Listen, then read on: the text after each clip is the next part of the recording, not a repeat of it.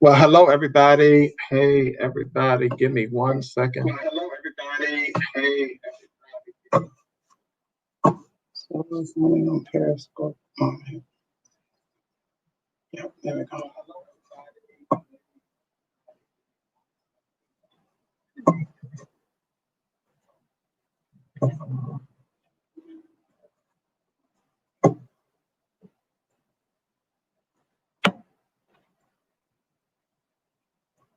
All right, very good. I think we are good. Hey, everybody, thank you for working with me through my technical difficulties. I trust that everybody is doing well and having a fantastic day.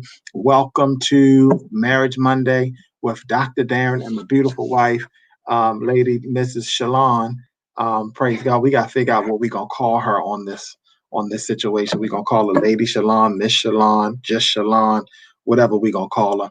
But I'm glad to have all of you here with us today. Hey, listen, today we have an exciting topic. I want to just kind of talk a little bit.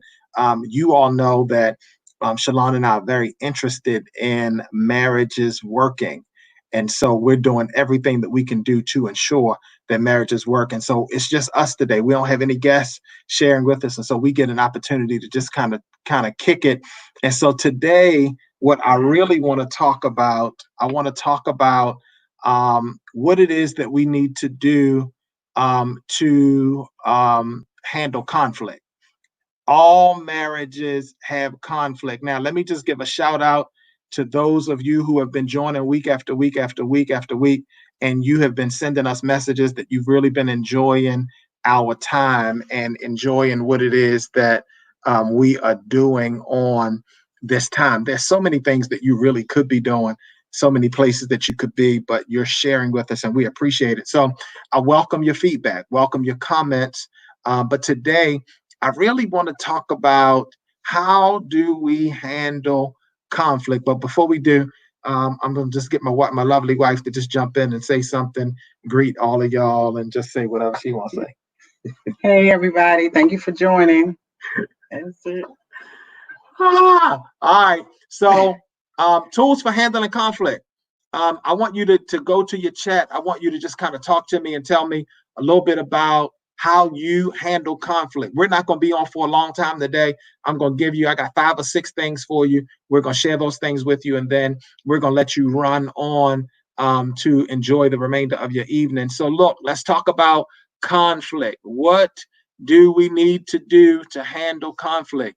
As we've gone through and as we've shared some of the reasons why people are not being successful in their relationship, we talked about and we tackled the big 3. But one of the things that people don't really understand, they don't really know how to do is how to handle conflict. And so we have some tools that we want to give you that we have found to be very successful. They have worked for us. We're 24 years in, and so something must be working. What you think?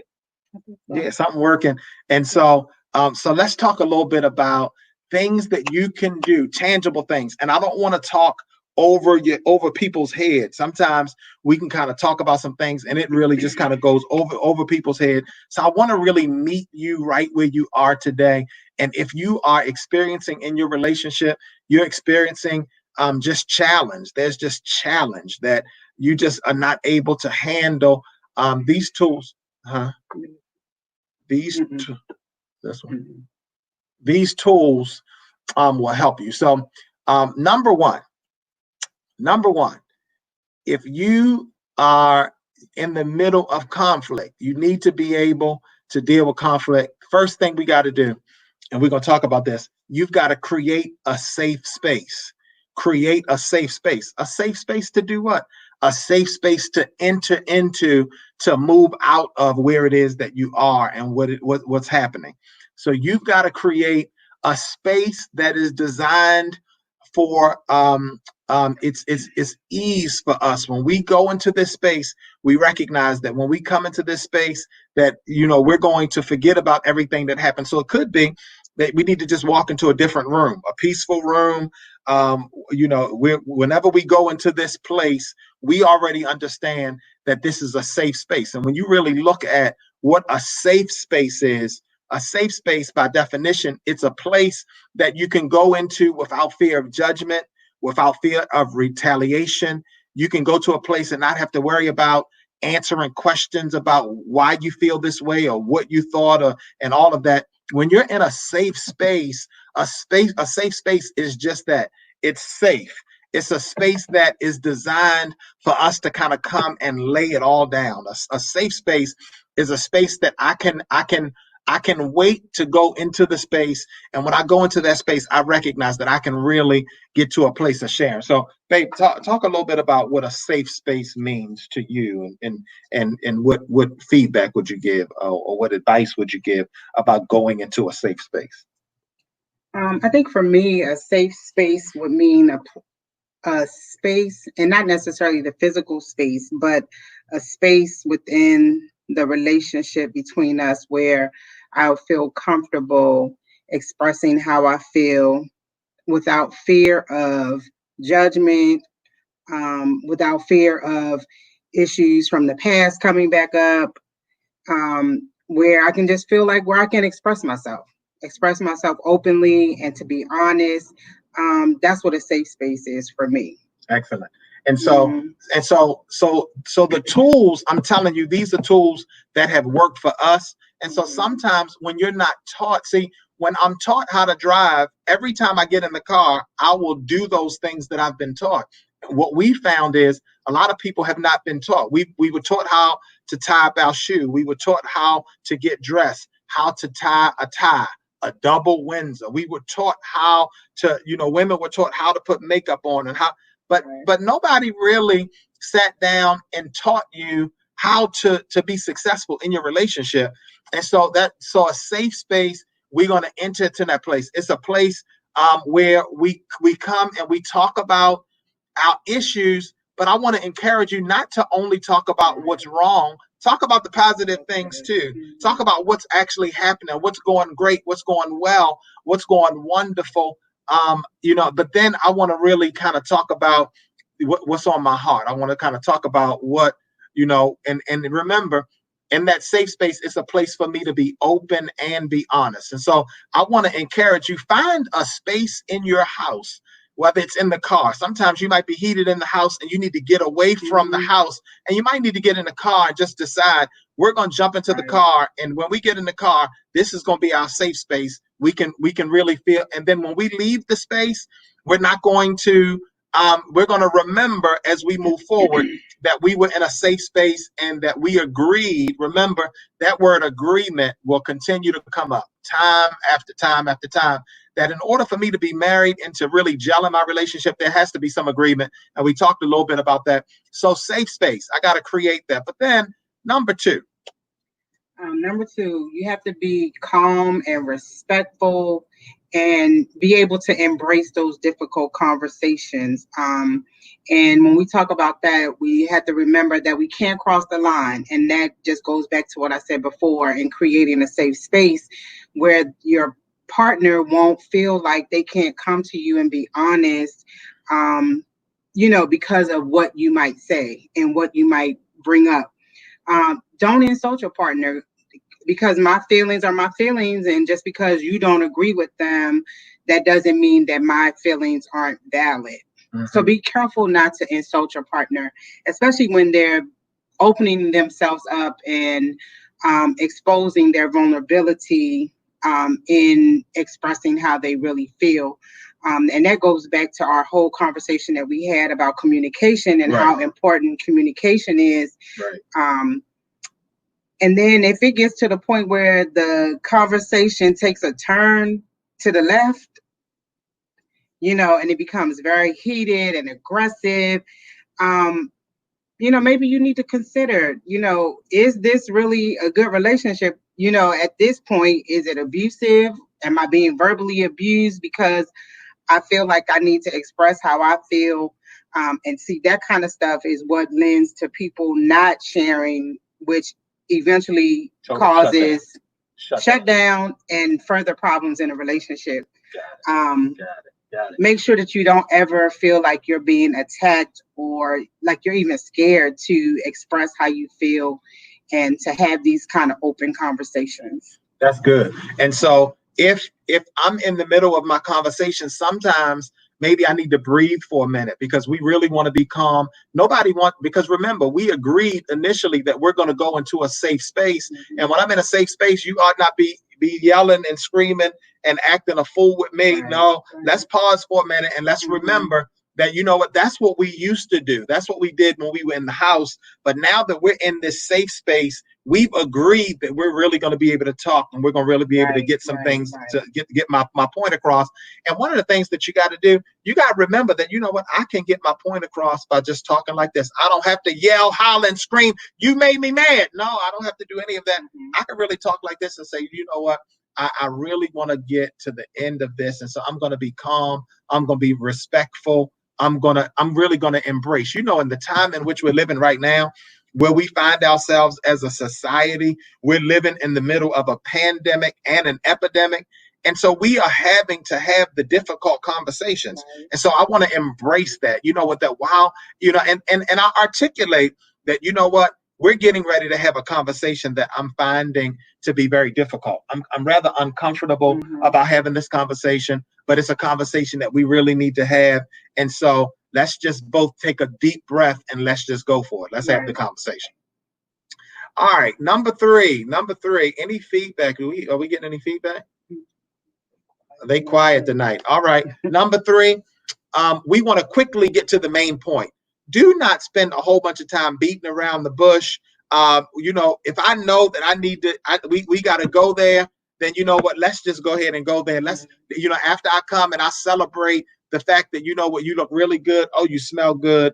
Oh, you know, things are great. Because remember, we talked about, we don't want to just talk about all of the stuff that's wrong. And so I want to, but after I go through all of the preliminaries, I want to just be able to just use, you know, some keywords and some, you know, some entry patterns to just kind of enter right in, to kind of glide us right from where we were into that conversation. And I want to quickly get to the main point so that I'm able to deal with it so that we can move forward and get into the main point. You know, I have to decide that I'm not going to sweat the small stuff, that I'm going to hit the situation, you know, head on, with an understanding that I want to bring resolve. I want to fix stuff. I want to resolve things. I don't want to walk around and feel uneasy and agitated and irritated. No, I want to get to the main point, and I want to get there quickly so that we can spend some time talking about it. And I want to push you, especially if there is a strong person in the relationship and then a person that's not as strong. And then, you know, sometimes the strong person, you know, they in your face kind of like, but you know what, sometimes we got to, you know, practice social and physical distancing and, you know, keep our space and work really hard not to be very intimidating, but, you know, to just kind of remember. Now, one of the things that's key to talk about here is that when I realize that, you know what, we keep sweating small stuff, we really have to ask ourselves the question, is there, or what really is the bigger issue? Because, you know, you're not that frustrated because it was two dishes. It was a fork and a knife in the sink. You came home and you all balled up. No, it's got to be something else. And so if you're just frustrated that, you know, I made salmon and you like the salmon medium, but it was a little medium well, and you throw a hissy fit, no, it's really normally it's a bigger issue. Right. What you think? Yeah, I agree. And that's why it's everything that we talking about is always going to go back to communication. You can't allow stuff to just build and build and build, because then it's going to eventually explode. Right. And that is when it's not good. So having these honest conversations when an issue does come up is key to a successful marriage. You know, you just can't keep letting it build up, because it's in the end, it's eating you up on the inside, and it's affecting the family members and everybody else. And so why not just deal with it, put it out there, get it dealt with, and then we can move on. Absolutely. And don't be concerned. Don't think that the rest of the people in the house don't feel what's happening, because Exactly. you can have kids, and you think that because the door was closed they don't know what was going on. They sense and feel what's going on in the house, and so that's the reason why we got to kind of go into that safe space. All right, number 4. So we need to always remember that we need to find some middle ground in our relationship. Goes back again to the balance. You can't, when you have to have these difficult conversations, like Dr. Darren said, you can't just go in with the negative, what's not right, what's not good. You have to find some middle ground and have some balance in those conversations, so that like your partner won't feel like you're beating them up. Going back to being calm and respectful of their feelings and how they feel. And then another thing is we have to learn how to agree. A married couple should never go to bed or make a decision in a relationship or a conversation that you're having. We're just going to agree to disagree. Disagreement is not the way to go. We can't, that's not even possible. How are we going to agree to disagree? Right. That's just leaving stuff lingering, and that's how it leads us to those explosive situations where there's no resolve for anything. Right. And so we have to learn how to agree. Absolutely. Mm-hmm. Absolutely. You want to say anything else? No. Okay, that was good. Mm-hmm. You good there? Okay, very good. Okay. All right, number 5. Determine if the issue is squashed. Sometimes you can go into a safe space, you can have the conversation, and you think that it's over and done with, and then it's coming back up again. So while we are dealing with it, let's just decide, did we deal with this, and are we good? And we have to ask ourselves the question. We done dealt with it. We done had the hard conversation. We done had the difficult conversation. It got heated. We were able to breathe.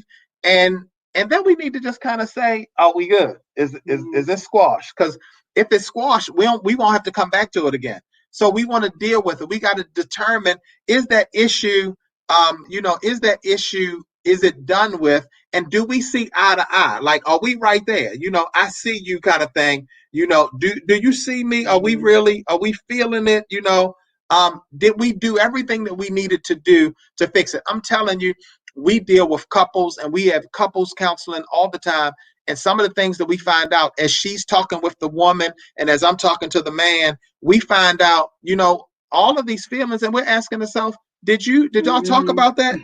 Have you shared what you just shared with me? Did you share that with your spouse? Well, yeah, I shared it, and I thought we had dealt with it. No, I can't leave anything to chance. I can't think, or I thought that no, because one thing will lead to another thing, which will lead to another thing, and before you know it, this person is ready to leave the house, pack up their stuff, and leave, and you just like, well, I thought we dealt with that. Like, where did this come from?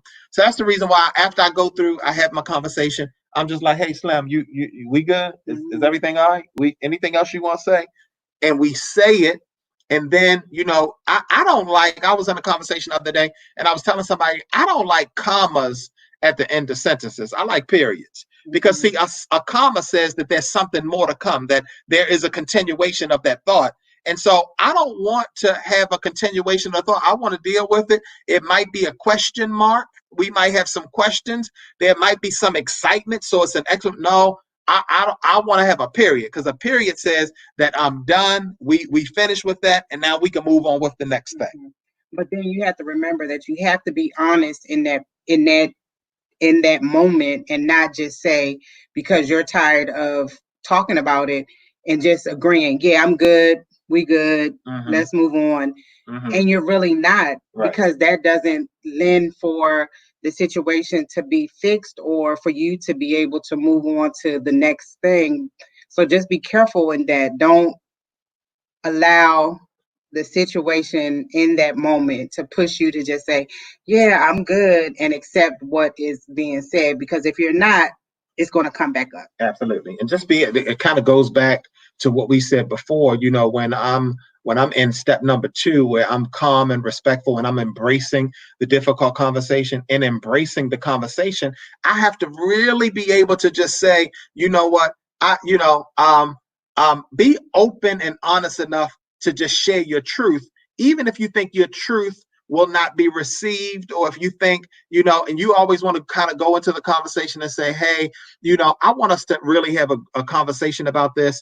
I'm feeling like this. And I'm not sure if do you do this on purpose? Do you like to make me feel this way? You know that I'm a little frustrated, I'm a little irritated and agitated. Do you care about that? Because see, when I'm in relationship with somebody, it's important to me how my spouse feels.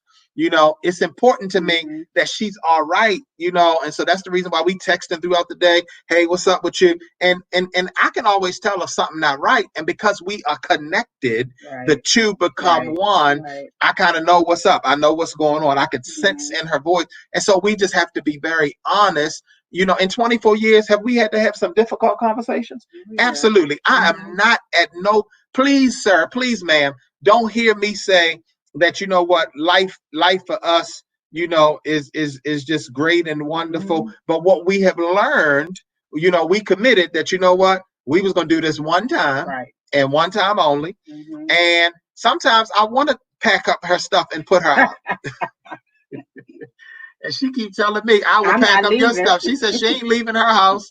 She said, I put way too much time in. Ain't nobody else going to come up in here and be walking on these hardwood floors. They ain't going to do it. Ain't nobody else sleeping in my master bedroom. So I have to ask the question. I have to determine if the issue is really squashed or not. Are we really good? And if we good, then let's move on. There's a whole bunch to be done.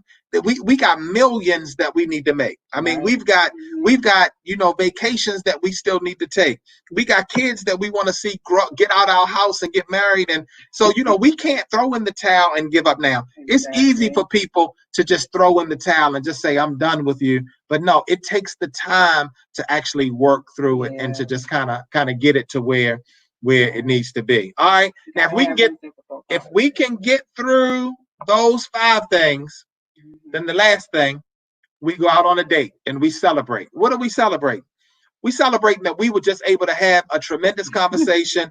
And, and sometimes people will look at that and think that that's not huge. But you know what? When I practice this, because how many couples actually have one day a week that they go into a safe space to have a conversation? Some people don't even talk to each other until there's a problem, till it's a situation, till you frustrated. Well, you know what? Let's talk about it. If I'm wearing some cologne and I think my cologne smells real good, I think it's sexy, I think it just does, and you can't stand it, then it's your own fault. If you don't ever articulate to me, that you don't like it. Because always remember, a lesson not learned from, it's going to be repeated. And so if I don't learn the lesson, I'm going to keep on doing it. I'm going to keep on doing it. I'm going to keep on doing it until you get me to the place where you say, I don't like this. And so when I don't like it, I'm able to move forward. If you're able to do that, if we're able to go through, then you know what?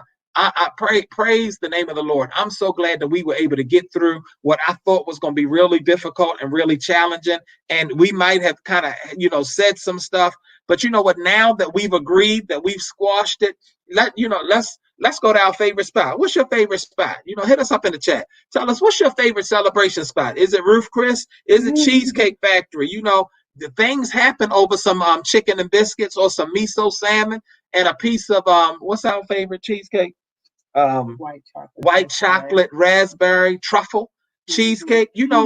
Sometimes you got to, if Rita's is your thing or Cold Stones, let's leave here and let's just go and let's just celebrate. And hopefully what I'm celebrating is that, this is the start to something great. Like once you start communicating and you got that thing down pat, then, it's contagious. It's just like other people will be able to see you. And we love talking to other couples and sharing with them, how it is that we've been able to just kind of do what it is that we're able to do. So do we have any questions? No questions in the chat? Cassandra said by the docks. By the docks, yes, Cassandra, yes. Fran said Flemings. Flemings, yes, Fran, yes. Fogo. Amen. Jennifer Guy said Flemings too. We need to hang out with y'all there. We need to go to Flemings. I don't even know if Flemings is open, but let's get to the place where we're able to celebrate. Now, how often should we be celebrating? If we need to celebrate, something big once a week, then let's hit Flemings once a week. Let's hit Fogo. Let's hit whatever. But I want to celebrate. Bring the joy back to the relationship. And and don't nobody want to walk around with no frowned up person all the time. Right. Don't nobody want to be frowned up, bent over, late. No, let's just decide that we're gonna live our best life. See, I'm looking for some people that's just determined. You got some stuff with you, but you know what? I love you enough to work with you through those issues. See, the easy part is just to throw in the towel. The work comes, and when you got married, didn't somebody tell you that it was going to be some work, that you was going to have to put some work in? Sir, man, please understand that this thing requires work. The same way you want to get an excellent or exceeds expectation on your evaluation, you put in the work. You work long hours. You stayed for a minute. You did what you needed to do. No, and get people out of your ear. See, sometimes some of us can't find middle ground, and we can't really ask any questions because we got people in our ear trying to tell us, I wouldn't be going for that. Well, you know what? Your last name is not my last name. And so you ought not go for that. But as for me and my house, this is what we're going to do over here. And so we maintain that bond, and and we keep it tight, and we keep the people in our circle. We used to have a really huge circle, but what we found out was that we had some fake and phony people in our circle, and we had to cut them off. We if you know us, we do the real deal. All right. So look, we're just about they're learning not to be stubborn and to work. Yes. You gotta put in the work. You gotta put in the work. And one of the things that we do, we have this little thing when we're counseling couples. We have a red flag, and we throw up the red flag. If something happens that we really just not feeling, we throw up the red flag and we say, hey, let's just pause for a minute, because you just said something that kind of cut me. You said something, because when I'm genuinely in love with you, I really don't want to hurt your feelings. I think one time in our relationship, Shalon said to me, she said, you hurt my feelings. Well, that crushed me, because I ain't in this to hurt nobody's feelings, especially my wife. And so when you share with me, you kind of let me in. See, one of the things we found with couples is that many couples, there is a door that the spouse has never been to. That the door has never been opened to totally release all of you to your spouse. Right. And so when you go to that place and that door is open, and then you misuse the opportunity to be in that door, it takes a long time. So you don't want to intentionally hurt anybody's feelings. You don't want to intentionally hurt your wife's feelings. So that when we start talking about ways to kind of fix conflict, if you enter into that safe space, and if you are committed that, I'm going to stay in this space, and I'm willing to hang on in there. See, you have friends that you hang out with, friends that you vacationed with.